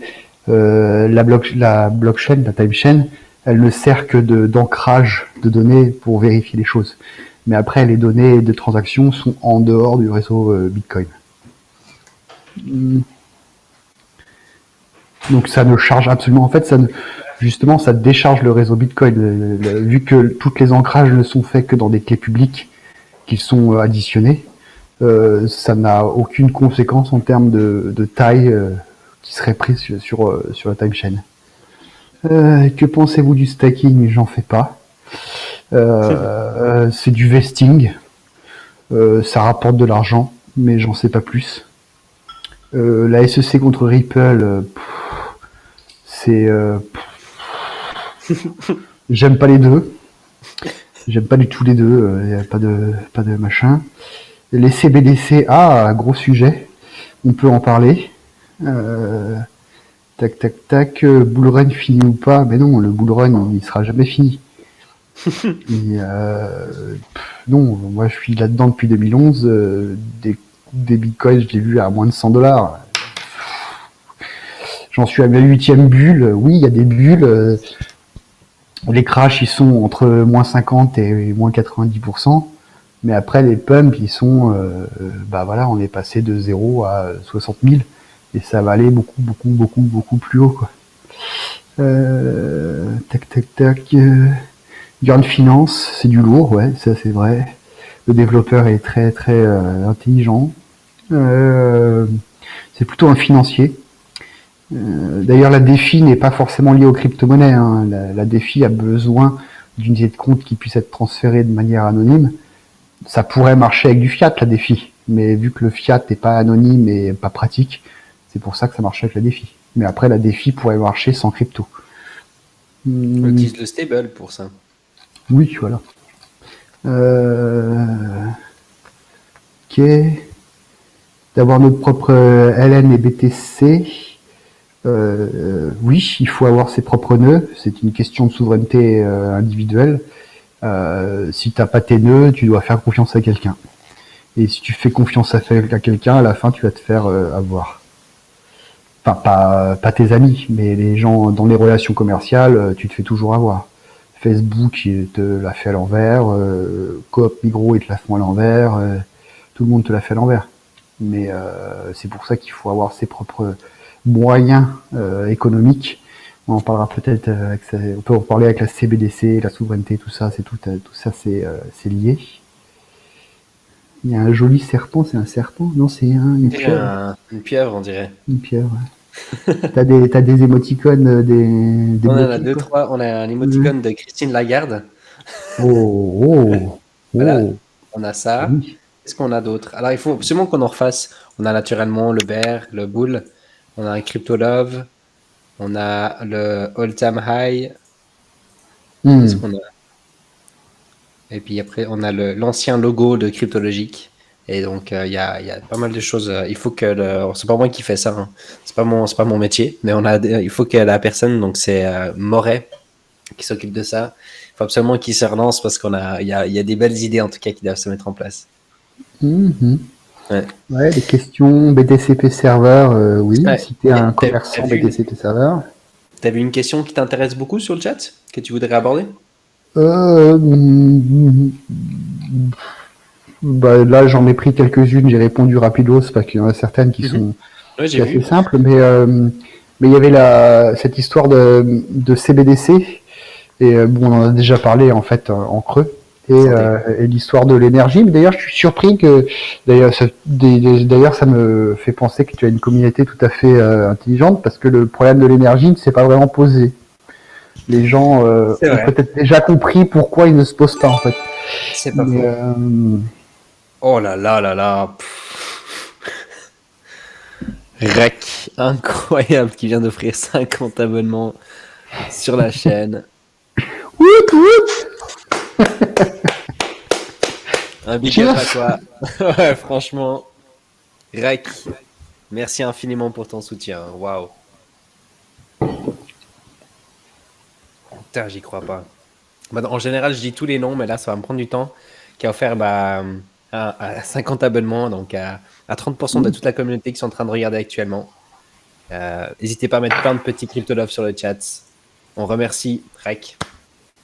Merci beaucoup pour ton soutien. Waouh. J'espère que vous avez quand même pu pas mal apprendre aussi déjà ce soir aussi avec Julien. Du coup, il y a eu de très très très très belles choses qui ont déjà été dites. C'est Alors on peut recommencer à l'occasion parce que ouais, il y a encore plein de choses à aborder. Il y a plein de questions, il y a plein de trucs là. La CBDC et comment on va s'en sortir avec ces trucs-là, comment on va faire en sorte d'avoir du fiat, du shitcoin de gouvernement, mais qui soit anonyme. C'est quoi la stratégie par rapport aux régulateurs? Les mineurs, l'énergie, comment ça se passe la stratégie, comment eux ils fonctionnent, comment on peut avoir des stratégies justement pour des pays comme la Suisse qui sont en train de, la France et l'Europe qui sont en train de s'exciter en se disant il faut refaire du nucléaire parce que sinon on va galérer quand il y aura plus de pétrole. Il y a des choses, il y a beaucoup d'impact économique et puis Bitcoin prenant de plus en plus de poids. D'ailleurs, je vais aller sur un petit site juste pour vérifier, qui s'appelle fiatmarketcap.com. Si tu veux, tu peux me le partager.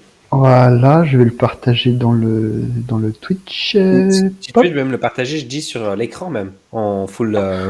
Oui, ouais, mais je sais pas, voilà, non. Ah, attends, il faut que tu me l'envoies à moi parce qu'en fait, on voit pas quand toi tu partages sur le chat.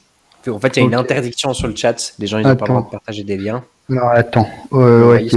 Telegram, si tu veux. Parce que là, je vais faire partager. Ah bah, ok, hein, vous me. Non, Firefox ne peut pas accorder un accès permanent à votre écran.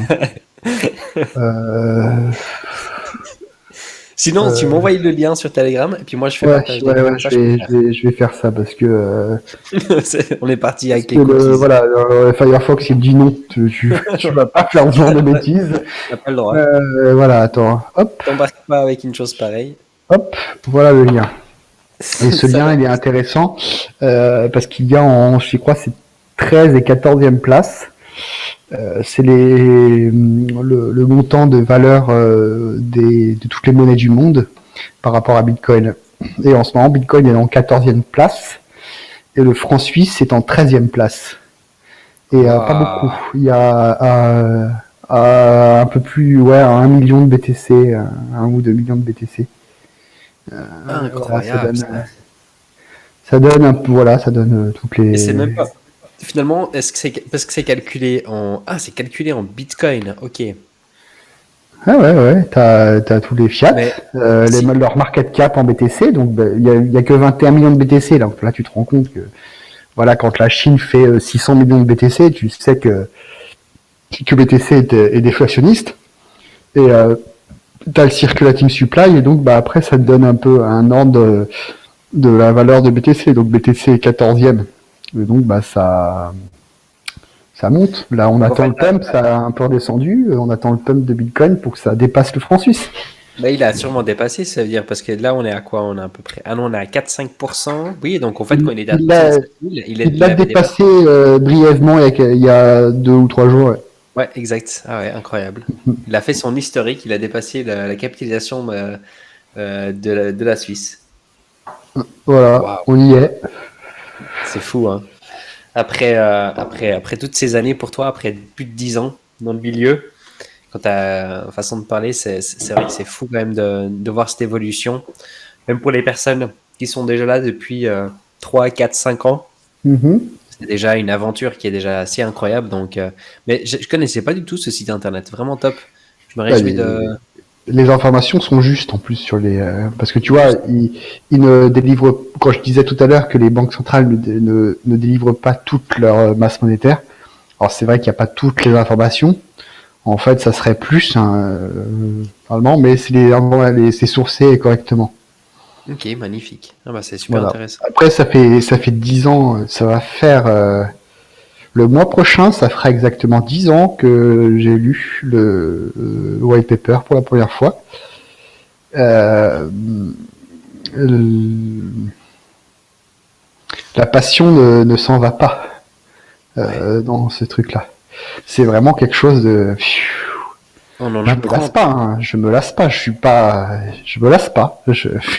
Tous les jours, je me réveille, je fais, ah cool, on va faire du bitcoin aujourd'hui, quoi. 10 ans après, ah ouais, cool, on continue. Allez, Julien, on va faire une banque. Ouais, tellement. Mais c'est fou. Non, je vais être banquier. Je suis un banquier avec un hoodie noir de la cryptonarchie. On vit dans quel monde? C'est vrai que c'est bizarre. Ouais, il faut le dire. C'est vrai que on pourrait pas se l'imaginer en tout cas aujourd'hui. En tout cas, tu vas pas attirer les personnes qui sont traditionnelles, qui aiment le cash, les broyards de la Suisse. Hmm. Ah ouais? D'une manière peut-être? Le XXe siècle, va falloir le mettre dans le passé un jour ou l'autre. C'est vrai. C'est juste.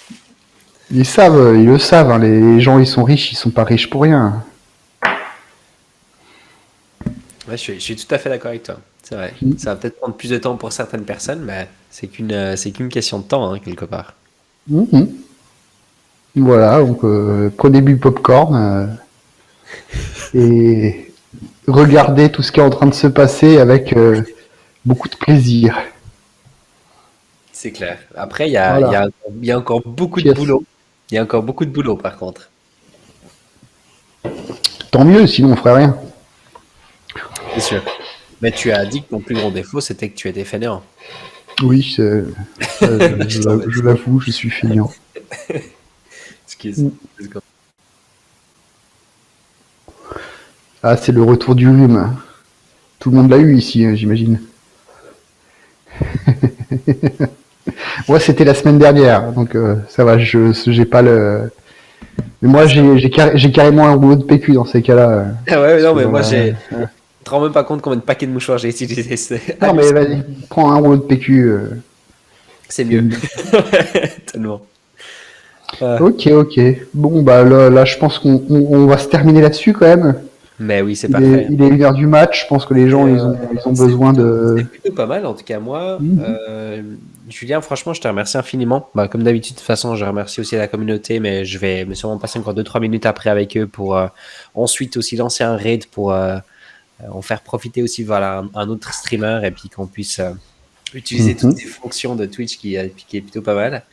Mhm. Mais pour un premier interview qu'on a passé ensemble, et puis j'espère qu'on va pouvoir aussi se revoir et qu'on puisse aborder d'autres sujets, aller un petit peu plus en profondeur sur des sujets un petit peu pardon, différents.